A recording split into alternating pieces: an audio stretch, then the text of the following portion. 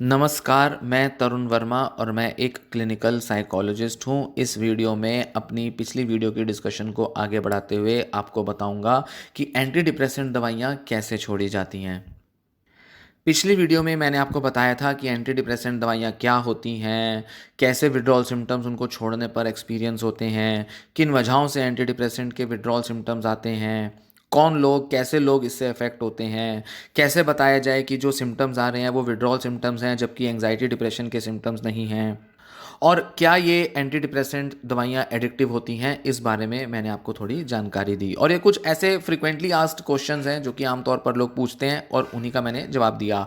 इस वीडियो में आगे बढ़ते हुए आपको थोड़ा डिटेल में बताऊंगा कि एक्चुअल में कब और कैसे एंटी डिप्रेसेंट दवाइयाँ छोड़ी जाती हैं। कितना लंबा समय तक आपको एंटी डिप्रेसेंट दवाइयाँ लेते रहनी पड़ेंगी, ये इस बात पर डिपेंड करता है कि आपको किस बीमारी के लिए इनको प्रिस्क्राइब किया जा रहा है, और क्या ऐसे दूसरे ट्रीटमेंट्स हैं जो कि आपके पास अवेलेबल हैं जिनको कि आप सब्स्टिट्यूट करना चाहते हो या सप्लीमेंट करना चाहते हो दवाइयों के साथ, जिसके चलते आप धीरे धीरे दवाइयाँ रिड्यूस करें और आप कुछ और ऑल्टरनेटिव ट्रीटमेंट्स की तरफ जा पाएं। ज़्यादातर लोग जब कुछ ऑल्टरनेटिव ट्रीटमेंट्स जैसे कि सबसे पहला कॉग्निटिव बिहेवियर थेरेपी मतलब साइकोथेरेपी ये नहीं लेते, तो उस केस में डॉक्टर जो है आपको दवाइयों पर लंबे समय तक रखते हैं। कुछ और ऑल्टरनेटिव ट्रीटमेंट्स जैसे कि लाइफस्टाइल चेंजेस, फैमिली थेरेपी या कोई और दूसरे स्ट्रक्चरल चेंजेस, मतलब आप क्या करते हैं, किस तरह का जीवन व्यतीत कर रहे हैं, ये सारे चीज़ों में जब बदलाव नहीं आता तो भी डॉक्टर जो है आपको लंबे समय तक दवाइयाँ देता रहता है। और भी काफ़ी सारे ऐसे रीजंस हैं जिस वजह से दवाइयाँ लंबे टाइम तक चलती हैं और नहीं छूट पाती। खैर, इस बारे में कभी और आपसे बात करूंगा या किसी और वीडियोज़ में आपसे की होंगी, वो आप वीडियोज़ देख लें। पर आमतौर पर लोगों के लिए बड़ा मुश्किल हो जाता है कि इन दवाइयों को छोड़ पाएं, और इसलिए कब इनको छोड़ना शुरू करना है, कैसे शुरू करना है, ये तभी डिसाइड हो पाएगा जब आप कुछ इंप्रूवमेंट इन दवाओं के साथ ले आएंगे और आप एक दूसरे ट्रीटमेंट की तरफ स्विच करने के लिए तैयार होंगे। इसलिए आपको इसके सही बेनिफिट्स पहले दिखाने ज़रूरी हैं। डॉक्टर जब देखेगा कि आपके अंदर सही बेनिफिट्स आ रहे हैं दवाओं के, तभी वो आपको इसकी डोजेज कम करेंगे या आप किसी और तरफ स्विच कर सकते हैं। तो जब आपके सही बेनिफिट्स मिलने लगे, जब आप तैयार हो जाएं किसी दूसरे ऑल्टरनेटिव ट्रीटमेंट की तरफ स्विच करने के लिए, जब आप तैयार हों कि अब आपका डिप्रेशन काफ़ी बेटर होता जा रहा है, अब आप एक क्राइसिस वाले सीवियर फेज से अब आप बाहर आ चुके हैं, अब आपका डिप्रेशन जो है वो माइल्ड या मॉडरेट लेवल का रह गया है, अब आप पहले के मुकाबले अपने डिप्रेशन को अच्छे से डील कर पा रहे हैं, अब आप खुद भी इसको मैनेज कर पा रहे हैं, अब आप साइकोथेरेपी से भी इम्प्रूवमेंट ला पा रहे हैं, जब ये सारे बदलाव आप दिखाने लगते हो तो धीरे धीरे दवाइयाँ कम की जा सकती हैं। तो एक तो ये बात हो गई। दूसरा कि कई लोग दवा छोड़ने का इसलिए निर्णय लेने लगते हैं या डॉक्टर भी आपको सजेस्ट कर सकते हैं इन्हें धीरे धीरे छोड़ने का, जब आपको इसके साइड इफेक्ट्स आ रहे हो। मतलब लंबे टाइम तक दवाइयाँ लेने से साइड इफेक्ट्स ज़्यादा आते हैं और बढ़ भी जाते हैं, जैसे कि वेट गेन हो जाना जो कि एक बहुत बड़ा साइड इफेक्ट होता है। साथ ही सेक्सुअल डिस्फंक्शंस आना, ये एक बहुत कॉमन साइड इफेक्ट होता है इन मेडिसिन का। खैर, इस बारे में भी इस वीडियो में डिटेल में बात नहीं करूंगा, पर जो भी साइड इफेक्ट्स हैं वो ज़्यादा लंबे टाइम तक बने रहें या ज़्यादा हो जाएं तो भी लोग अक्सर निर्णय लेते हैं। इनफैक्ट ये वो टाइम होता है जब डॉक्टर्स भी सजेस्ट करते हैं कि अब ये दवाइयाँ धीरे धीरे कम कर देनी चाहिए या धीरे धीरे इनको छुड़वा देना चाहिए। तो इसलिए लोगों के बिलीफ कि भाई हमें साइकेट्रिक मेडिकेशन नहीं लेनी, हम नहीं लेना चाहते, हम नेचुरली ठीक होना चाहते हैं, नहीं, यहां मैं उसकी बात नहीं कर रहा। अपने बिलीफ की वजह से तो आप शायद पहले दिन भी लेना ना चाहें, आप तो शायद कहें कि नहीं, मुझे तो डिप्रेशन ही नहीं है, मुझे तो एंग्जाइटी ही नहीं है, ये तो मैं खुद ही कर लूंगा मैनेज, ये तो मैं खुद ही कर लूंगी, ओसीडी कोई बड़ी प्रॉब्लम नहीं है, मैं तो खुद ही मैनेज कर लूंगी। इन वजहों से आपके जो बिलीव्स, परसेप्शंस, एटीट्यूड्स हैं, मैं इनकी बात नहीं कर रहा यहाँ पर, क्योंकि इन एटीट्यूड्स के हिसाब से तो लोग कभी भी ना लें। ऑब्वियस सी बात है, कौन लेगा एंटी डिप्रेशन दवाइयाँ? ये कोई टॉफ़ी चॉकलेट तो है नहीं कि लोग इसे मज़े से लेंगे। पर सेंसिबल तरीके से दवाइयों को छोड़ने का निर्णय, प्लान तभी लिया जाता है जब मैंने जैसे बताया ये दो चीज़ें मौजूद हों। पहला, आपको जो एप्रोप्रिएट बेनिफिट आना था वो आ चुका है, और या आपको बहुत ज़्यादा या लंबे टाइम से साइड इफेक्ट्स आ रहे हैं। जब आप एग्री कर जाते हो डॉक्टर के कहने पर और सही रैशनल डिसीजन लेने के बाद कि हाँ अब मुझे छोड़नी चाहिए दवा लेना, तब डॉक्टर आपको एक विड्रॉल प्लान बताता है। ना भी बताए पर वो आपको थोड़ा सा सजेस्ट करना शुरू कर देता है कि कैसे धीरे धीरे इसको विड्रॉ किया जाएगा, दवा को कैसे कैसे छोड़ा जाएगा। बहुत फ्लेक्सिबल होता है ये प्लान, मतलब ये तरीका, स्ट्रेटजी बहुत फ्लेक्सिबल होती है। ये नहीं कि रिजिड हो गए कि बस इस डोज पे देना है तो बस ऐसे डोज पर ही कम करनी है। डॉक्टर ये देखता है कि आपके डोजेज की जो रिडक्शन है वो इसी हिसाब से होगी कि आप कंफर्टेबली उसके कम होने को एडजस्ट कर सकें, आपका दिमाग एडजस्ट कर सके। कंफर्टेबल रहें, जितना स्लो हो सके उतना स्लोली दवा को छोड़ना है ताकि डिस्ट्रेस देने वाले विड्रॉल सिम्टम्स ना एक्सपीरियंस हो। इसको कहा जाता है डोज टेपरिंग, टेपर करना, धीरे धीरे धीरे उसे कम करते जाना। जैसे जैसे डोज रिड्यूस होती जाएगी वैसे वैसे आप देखेंगे कि डोज रिडक्शंस भी कम कर दी जाएंगी। मतलब शुरुआत में 100 mg से 75 mg, 75 से 50 mg तक डॉक्टर आया, तो शुरुआत में तो उसने 1 हफ्ता, 2 हफ्ता, 4 हफ्ते में आपकी ये रिडक्शंस करा दी, पर समय के साथ वो आपको लो डोजेस पर लंबे टाइम तक रखेंगे। एक एक 2-2 महीने के बाद वो और फर्दर रिडक्शन करेंगे। तो मान लीजिए पहली 3 रिडक्शंस उसने 1 महीने में कर दी, पर अगली 2 या 3 रिडक्शंस को करने में उसने 2 या 4-6 महीने का टाइम ले लिया। तो मतलब बहुत लो डोजेस पर डॉक्टर अक्सर लंबे टाइम तक आपकी दवा चलवाते रहते हैं, और कई मामलों में तो लंबे टाइम तक, मतलब 2, 4, 6 महीने तक भी अगर बहुत लो डोजेज पर अगर दवा चलती रहे तो वो ज़्यादा नुकसान नहीं देती। कितना स्लो हो सकता है ये टेपरिंग, इस पर थोड़ा बात करते हैं। हर पर्सन के लिए ये मामला अलग होता है, ऐसा कोई रूल नहीं होता, बताया नहीं जा सकता। अगर आप कुछ हफ्तों से ही एंटी डिप्रेसेंट दवाइयाँ ले रहे थे तो महीने भर के अंदर या 1.5-2 महीने के अंदर आपकी दवा धीरे धीरे टेपर करके छुड़वा दी जाएगी। या अगर आपके विड्रॉल सिम्टम्स कम होते हैं, ना के बराबर होते हैं, भले ही आप कितने ही समय से क्यों ना ले रहे हो, भले ही कितनी ही डोज पे क्यों ना ले रहे हो दवा, तो भी आपको कम से कम 4 से 6 हफ्ता तो डॉक्टर लेता ही है इसको पूरा टेपर करने में, पूरा मेडिसिन खत्म करने में। सोचिए 4-6 हफ्ता मतलब करीब 40-50 दिन डॉक्टर लेगा पूरे तरह से कंफर्म होने में कि अब ये दवाइयाँ छोड़ी जा सकती हैं। अगर आप कई महीनों, कई सालों से अगर आप एंटी डिप्रेसेंट दवाइयाँ ले रहे हैं तो और भी स्लोली, और भी धीरे धीरे इनको छुड़वाया जाएगा। कई महीने लग जाएंगे पूरी तरह से दवा को छोड़ने में। ना ही सिर्फ इसलिए क्योंकि आप लंबे समय से दवा ले रहे हैं इसलिए डॉक्टर धीरे धीरे छुड़वाएगा, इसलिए भी ताकि आपके विड्रॉल सिम्टम्स मैनेज हो पाएं, या आपको अगर विड्रॉल सिम्टम्स आ रहे हैं तो उन्हें भी धीरे धीरे ही कंट्रोल में लाया जाएगा। ध्यान रखें एक बड़ी इंपॉर्टेंट बात, कि अगर आपको विड्रॉल सिम्टम्स आ रहे हैं इसका मतलब ये नहीं कि अब आपको हमेशा लेती रहनी पड़ेगी दवा, या आपको दोबारा से डॉक्टर जो है हाई डोज पे दवा देना शुरू कर देगा, या इसका मतलब है कि अब ये दवा कभी छूट ही नहीं सकती। नहीं, विड्रॉल सिम्टम्स होने के बाद भी अगर धीरे धीरे धीरे उसको मैनेज किया जाता है, उसके रिडक्शन को कंटिन्यू किया जाता है, तो भी आपकी दवा छूट सकती है। बस फ़र्क होगा कि आपको और भी धीरे धीरे इन दवाओं को छोड़ना पड़ेगा। जितनी स्मॉल रिडक्शन, जितनी छोटी से छोटी डोज को आप अगर रिड्यूस करें उतना अच्छा है, और ये लंबे टाइम तक आपकी टेपरिंग चलेगी। सिर्फ किसी किसी मामले में, ना के बराबर ऐसे मामले होते हैं जहां पर कि एंटी डिप्रेसेंट की वजह से बहुत सीरियस साइड इफेक्ट आ रहे होते हैं। मतलब दवा लेना जब शुरू किया पेशेंट ने, कुछ ही हफ्तों में या कुछ ही दिनों में उसके अंदर बहुत सीरियस साइड इफेक्ट्स आने शुरू हो गए, जैसे कि सुसाइडल थॉट्स आ सकती हैं। उन्हीं केसेस में इन दवाओं को एकदम छोड़ा जाता है बिना कुछ टेपर किए, अदरवाइज धीरे धीरे टेपरिंग होती ही है। अब यहाँ बात आती है कि आप अपनी डोज को धीरे धीरे कैसे रिड्यूस कर सकते हैं। कुछ ऐसी सलाह है जो कि डॉक्टर्स देते हैं, जो कि अलग अलग रिसर्च पेपर्स और गाइडलाइंस में भी दी हुई हैं, जो कि फॉलो करनी ज़रूरी होती हैं ताकि इन दवाओं को धीरे धीरे रिड्यूस किया जाए। हालांकि ये मैं नहीं कह रहा कि आप अपनी डोज को रिड्यूस करना शुरू कर दें, ये कोई डॉक्टर नहीं कहेगा। कोई डॉक्टर अगर आपको यूट्यूब पे सलाह देता है कि ठीक है मैं ये कह रहा हूँ इस तरह से कम करनी शुरू कर दो, या 2-4 यूट्यूब के कमेंट्स में वो आंसर करना शुरू कर दे कि अच्छा आप 100 mg ले रहे थे, ऐसे ऐसे करना शुरू कर दो, तो वो डॉक्टर आपको गलत डायरेक्शन दे रहा है, वो आपको मिसलीड कर रहा है।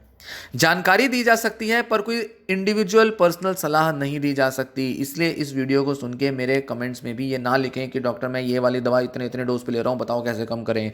नहीं बताया जा सकता इस तरह से। मत पूछें किसी डॉक्टर से इस तरह के सवाल उसके कमेंट सेक्शन में जाके कि कैसे किया जाए, जैसे कि मैं 2 कमेंट्स पढ़ के या कोई डॉक्टर 2 कमेंट्स पढ़ के आपको सही सलाह दे सकता है। नहीं, वो और उल्टा पड़ सकता है और ज़्यादा आपकी प्रॉब्लम्स बढ़ सकती हैं। इसलिए ये आदत आप भी छोड़ें कि डॉक्टरों के कमेंट सेक्शन में जाके उनसे खुद पर्सनल सलाह लेने लगे कि हाँ भाई हम तो कंसल्टेशन, हमारे पैसा वैसा नहीं जाएगा, डॉक्टर है दूर बैठा है, हमसे तो भाई कंसल्ट नहीं हो पाएगा, पास जाके उसको विजिट करके तो चलो यूट्यूब पे पूछ लेते हैं। नहीं, कोई डॉक्टर कर रहा है तो वो आपको भ्रमित कर रहा है, आपको मिसगाइड कर रहा है।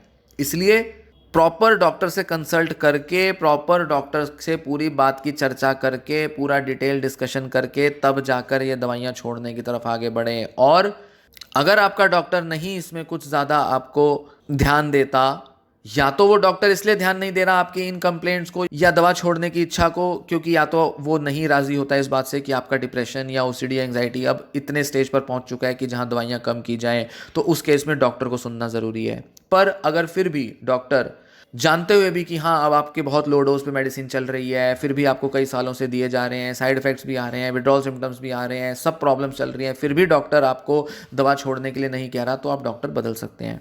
तो यहाँ ये दोनों चीज़ें ध्यान में देने की हैं कि किसी किसी मामले में डॉक्टर को सुनना पड़ेगा, किसी किसी डॉक्टर में आपको डॉक्टर बदलना पड़ेगा। इसलिए यहाँ पर जो भी जानकारी दी जा रही है वो बस आपकी मदद के लिए, आपकी हेल्प के लिए, या ये कह लीजिए कि आपको बेटर जानकारी और इंसाइट देने के लिए है। क्योंकि आप जानते ही हैं कि ये जो जानकारी मैं दे रहा हूँ ये आपको यूट्यूब पर और दूसरे डॉक्टर्स नहीं प्रोवाइड कर रहे हैं। इसलिए क्लिनिकल साइकोलॉजिस्ट होने के नाते, क्योंकि मैं रोज़ इस तरीके के सवालों से डील करता हूँ, रोज़ अपने सारे पेशेंट्स के इस तरीके की दुविधाओं को, कन्फ्यूजन्स को डील करता हूँ, इसलिए जानकारी दे रहा हूँ। नहीं तो मैं साइकेट्रिस्ट वैसे भी हूँ नहीं, तो मैं तो दवा देता भी नहीं हूँ, ना मैं दवा प्रिस्क्राइब करता हूँ, ना मैं किसी को छुड़वाता हूँ। मैं तो सीधा बोलता हूँ डॉक्टर के पास जाके खुद ही करो। जो मैं वीडियो में बोल रहा हूँ वो अगर आप मुझसे कंसल्ट करेंगे तो भी मैं यही बोलूँगा, मैं अपने पेशेंट्स को भी यही बोलता हूँ, क्योंकि मैं साइकेट्रिस्ट नहीं हूँ, इसलिए ये निर्णय मैं नहीं ले सकता। पर क्योंकि साइकाइट्रिस्ट अपने पेशेंट्स को ये जानकारी नहीं देते, उनको गाइड नहीं करते, इसलिए इस वीडियो को बनाने की भी नीड आ जाती है। ऐसी वीडियोस मुझे बनानी पड़ती हैं, या शायद साइकोलॉजिस्ट को ही इस तरह की वीडियोस बनानी पड़ती हैं। क्यों? क्योंकि साइकाइट्रिस्ट आपको बहुत ओपनली कम्युनिकेट नहीं करते चीज़ें, या आप भी वो ओपन कम्युनिकेशन नहीं कर पाते। इनफैक्ट दुर्भाग्य की बात है कि मुझे लोगों को गाइड करना पड़ता है दवाइयों के बारे में, जबकि ये काम साइकाइट्रिस्ट का है। खैर, ये तो इंडिया में सिनेरियो चलता ही है, क्या कर सकते हैं इसमें फ़िलहाल।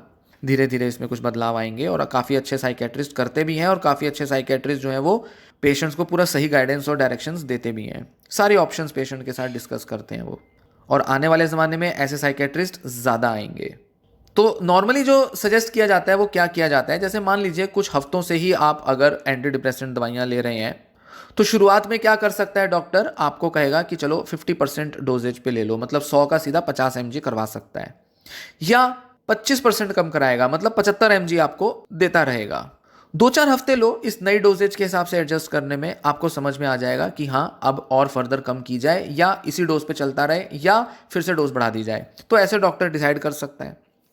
अगर ऐसे में कोई भी आपको डिस्ट्रेसिंग सिम्टम्स, विड्रॉल सिम्टम्स नहीं आ रहे हैं, तो डॉक्टर फिर फर्दर 25% और घटा देगा, मतलब 100 का 75 किया, 75 का वो 50 mg कर देगा। या किसी किसी केस में डॉक्टर पूरा आधा भी कर सकता है, तो 100 का 50 किया, 50 का 25 कर देगा, या 100 का 75 किया, 75 का वो 37.5 कर देगा। मतलब 25 mg की दवा को आप आधा करके लेंगे, और 25 mg की दवा एक पूरी ले लेंगे। पर इसमें भी 2-4 हफ्ते लगेंगे। 2-4 हफ्ते के बाद फिर डॉक्टर रिव्यू करेगा, फिर डिसाइड करेगा कि अब पुराने डोजेज पे दोबारा आ जाएं, या फिर और फर्दर रिड्यूस करें। अगर पहली बार ही दवा को रिड्यूस करने से आपको अगर अनकंफर्टेबल, मतलब डिस्ट्रेसिंग, विड्रॉल सिम्टम्स आ जाते हैं, तब तो आपकी जो रिडक्शन है वो रोक दी जाएगी, मतलब डॉक्टर फिर से पुरानी दवा के डोज पे आ जाएगा, फिर और थोड़ा सा रिड्यूस करेगा, मतलब 10%, 5% की रिडक्शन लेकर आएगा। दवा को आधा तोड़ो, आधे से भी कम तोड़ो, थोड़ा थोड़ा उसके अंदर से कमी लाओ, छोटी छोटी छोटी छोटी डोजेस वो कम करना शुरू कर देगा। तो 100 mg ली, 100 mg के बाद 80 mg लो, 90 mg लो, तोड़ दो उसको छोटे छोटे टुकड़ों में, तब लो।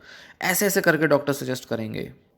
दवा को रिड्यूस करना, उसकी डोजेज कम करना अगर संभव ना हो पा रहा हो, तो अक्सर डॉक्टर आपको किसी दूसरी एंटी डिप्रेसेंट पर पहले स्विच कर देते हैं, जिसे विड्रॉ करना ज़्यादा आसान होता है, क्योंकि दिमाग की केमिस्ट्री कैसे काम कर रही है, किस तरह के एक टाइप की दवा सिम्टम ला रही है, दूसरे टाइप की दवा शायद वो सिम्टम्स ना लाए।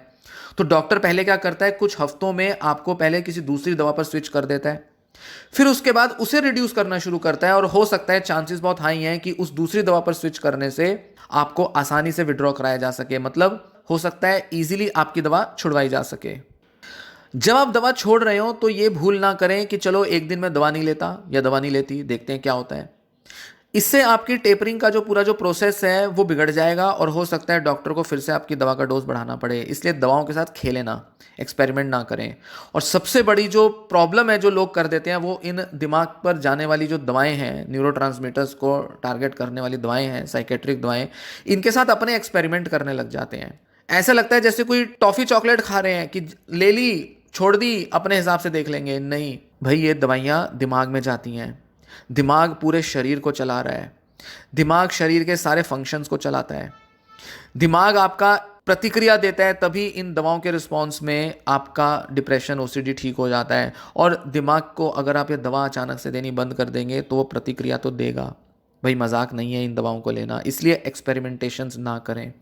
रेगुलर मॉनिटर करते रहें, सिम्टम्स को देखते रहें, डॉक्टर से बात करते रहें ताकि आप डॉक्टर के कांटेक्ट में रहकर सही तरह से इन दवाओं से छुटकारा पा पाएँ।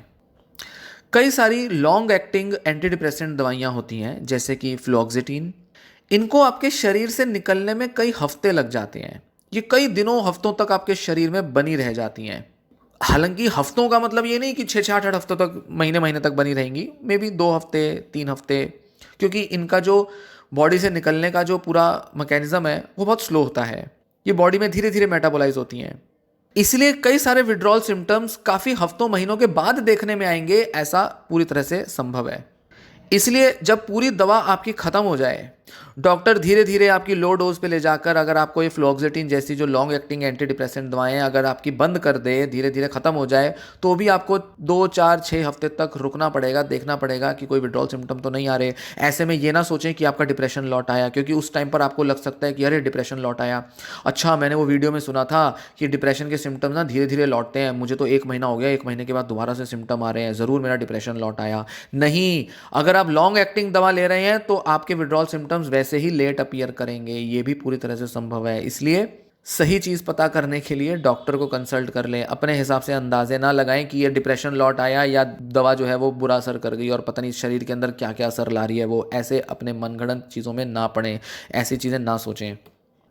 कई बार ऐसा होता है कि भले ही बहुत लो डोज के बाद भी अगर वो दवा छूटती है, मान लीजिए कोई दवा जो 100 mg पे मिल रही थी और आपको बिल्कुल धीरे धीरे 12.5 6.5 ऐसी डोज पर करते करते करते धीरे धीरे वो दूर की गई आपकी, पर फिर भी जब वो दवा पूरी तरह से छूटी, कितने ही लो डोज पे आप कितने ही टाइम तक क्यों नहीं थे, पर फिर भी जब वो दवा लेना आपने छोड़ा तो उसके बाद आपके विड्रॉल सिम्टम्स आ गए, तो ऐसे में आपको हो सकता है कि दोबारा से दवा शुरू कर दी जाए, थोड़ी सी हाई डोज पर ही सही, पर फिर आपको दोबारा थोड़ा लंबा प्रोसेस फॉलो करना पड़ेगा, दोबारा से दवा लेनी पड़ेगी और फिर दोबारा से आपको धीरे धीरे छोड़ने की तरफ बढ़ना पड़ेगा। इसीलिए ऐसे मामलों में सबसे अच्छा यही सजेस्ट किया जाता है कि ऑल्टरनेटिव्स की तरफ जाओ, साइकोथेरेपी लो, लाइफस्टाइल चेंजेस लाओ। बड़े सारे और तरीके होते हैं जो कि डिप्रेशन को दूर करने के लिए यूज़ में लाए जा सकते हैं, उनकी तरफ स्विच करने के लिए इसीलिए बोला जाता है, ताकि ये जो छोटे छोटे जो सिम्टम्स आ जाते हैं दोबारा से, बार बार आपके सिम्टम्स रिटर्न करते रहते हैं, इस सब सरदर्दी से आप बाहर आ पाओ। कुछ पेशेंट्स के साथ ऐसा हो सकता है कि दवा छोड़ने के बाद सुसाइडल थॉट्स आ सकते हैं। ये एक विड्रॉल सिम्टम होता है कुछ दवाइयों का। हालांकि किसी किसी केस में ये डिप्रेशन के लौटने पर भी होता है। डिप्रेशन वापस लौट आया, सीवियर डिप्रेशन, मॉडरेट डिप्रेशन था, तो डिप्रेशन के वापस लौटने से सुसाइडल थॉट्स बढ़ सकती हैं। फिर से आपकी डोज बढ़ानी पड़ेगी, दोबारा से आपकी लास्ट डोज पर जाना पड़ेगा जब आप इस तरीके से फील करते हैं, और डॉक्टर से जल्द मिलके अपनी दवा को दोबारा से चालू कराएं। जो भी आपने रिड्यूस की है डोज, उसको दोबारा से रिकवर कराएं। इमीडिएटली आप इन सुसाइडल थॉट्स के आने के बाद डॉक्टर को कंसल्ट कर लें। ये नहीं कि इन सिम्टम्स को एक्सपीरियंस करते रहें, डिप्रेशन बढ़ गया और इस बारे में आप रूमिनेट करते रहें, सोचते रहें। क्योंकि अगर आपने ज़िद पकड़ ली कि नहीं दवा तो मैंने शुरू नहीं करनी, कुछ भी हो जाए दवा दोबारा से नहीं लेनी, चाहे कुछ भी हो जाए, तो ऐसे में आपके जो विड्रॉल सिम्टम्स हैं वो सुसाइडल थॉट्स की फॉर्म में आएंगे, आपको और भी ज़्यादा सुसाइडल महसूस कराएंगे, और भी ज़्यादा आपकी जो मेंटल स्टेट है उसको बुरा कर देंगे। और अगर ये ज़िद पकड़ के रखी, नहीं लेनी दवा, चलता रहा यही सब, तो हो सकता है आप सुसाइड अटैम्प्ट कर लें, हो सकता है आपका डिप्रेशन बहुत बढ़ जाए और इमीडिएटली आपके मन में सुसाइड कमिट करने की इच्छाएं बढ़ जाएं। तो ऐसे में बहुत ज़रूरी है, बेहद ज़रूरी है कि जैसे ही आपको लगे कि सुसाइडल थॉट आ रहे हैं, इमीडिएटली डॉक्टर को कांटेक्ट कर लें। अब आगे मैंने आपको एक चार्ट दिखाया है, एक टेबल है बेसिकली, जिसमें बताया है कि अलग अलग एंटी डिप्रेसेंट दवाओं के साथ कितना रिस्क होता है विड्रॉल सिम्टम्स के आने का। तो यहाँ पर 4 कॉलम्स हैं, 4 कैटेगरीज आप कह सकते हैं। एक में हाईएस्ट रिस्क है, एक में मॉडरेट रिस्क है, एक में लो है और एक में लोएस्ट रिस्क है। तो ये दवाइयाँ हैं, इनमें से आप देखें कि अगर ये दवाइयाँ लंबे टाइम तक चल रही हैं, ज़्यादा डोज पे चल रही हैं, तो इनमें किस में ज़्यादा रिस्क आएगा विड्रॉल सिम्टम्स का, और कौन सी ऐसी दवाइयाँ हैं जिनसे मॉडरेट या बहुत लो रिस्क रहता है।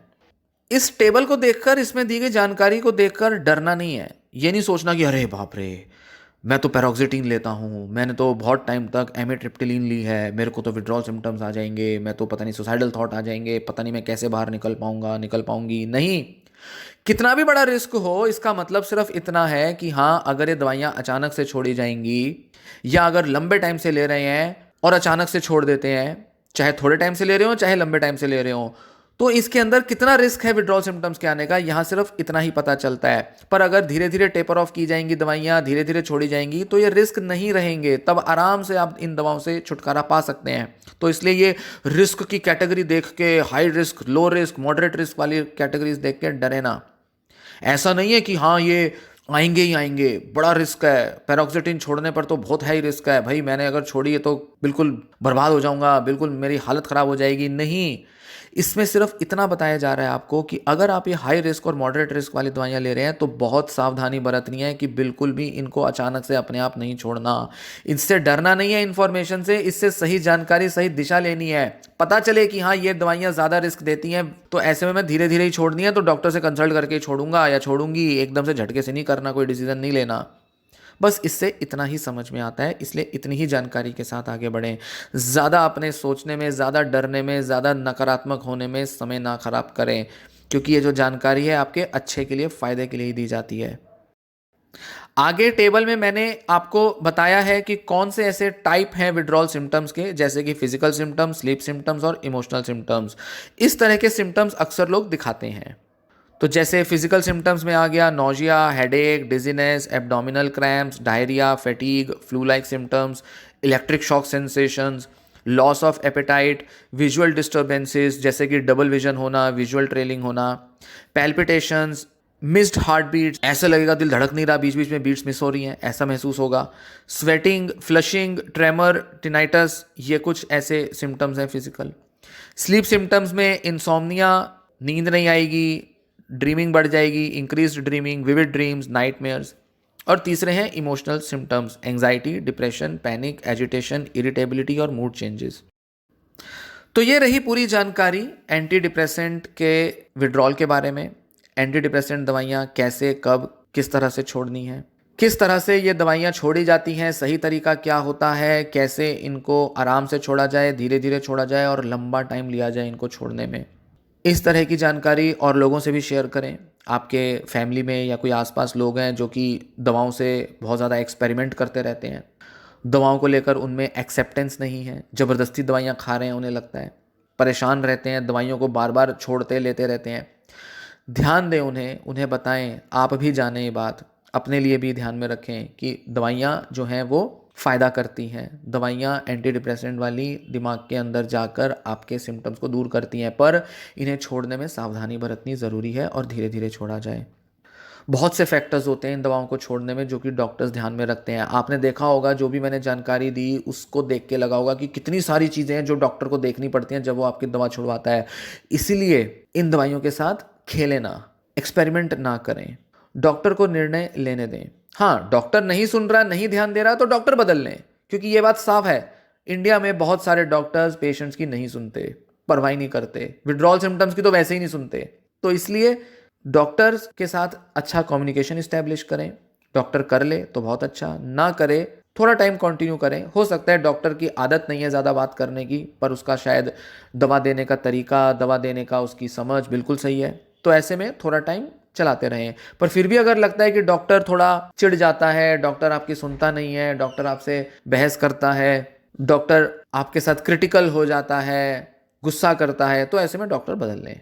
तो ये वीडियो में दी गई जानकारी पसंद आई हो, वीडियो लाइक कर लें। 2 पार्ट्स में थी क्योंकि ज़्यादा डिटेल जानकारी होती है, ढंग से समझाना होता है, ढंग से हर चीज़ बतानी होती है ताकि लोग सही से समझें, अपने आप कुछ भी मनगढ़ंत सोच के एकदम कुछ भी डिसीज़न ना ले लें। इसलिए सही जानकारी को जिम्मेदारी से देना ज़रूरी होता है, इसलिए लंबी वीडियोज़ बनाई जाती हैं। 2 पार्ट्स में वीडियो बनाई, दोनों पार्ट्स पसंद आए हों, वीडियोज़ लाइक करें, शेयर करें और चैनल सब्सक्राइब कर लें।